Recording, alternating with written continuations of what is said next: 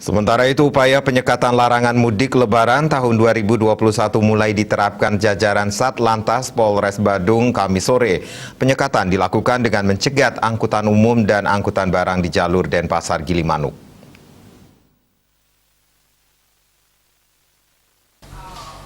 Penghentian angkutan umum antar kota dalam provinsi dan angkutan barang oleh jajaran Satlantas Polres Badung dilakukan guna mencegah upaya mengelabui petugas saat penyekatan larangan mudik Lebaran tahun 2021.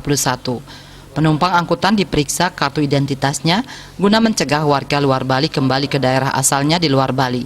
Sementara mobil barang digeledah guna memastikan tidak ada penumpang gelap di dalamnya. Penyekatan di jalur Denpasar Gilimanuk ini dilakukan sebagai tindak lanjut surat edaran yang dikeluarkan pemerintah pusat untuk mencegah penularan COVID-19 akibat mobilisasi warga. Dengan segala cara dia bisa lakukan, sehingga kita melakukan pemeriksaan box, kemudian kendaraan-kendaraan, sedangkan roda 2 itu kan kemungkinan dia kelihatan, kita bisa tahu minimal dengan segala cara itu minimal kita menghimbau atau mengurangi lah kegiatan-kegiatan itu yang dilakukan. Kalau untuk wilayah Badung sendiri?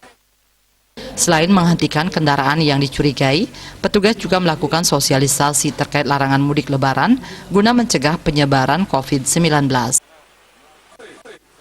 juga surat edaran Ketua Penanganan COVID-19 untuk tidak mudik atau pulang kampung. Rayu Swantara, Bali TV.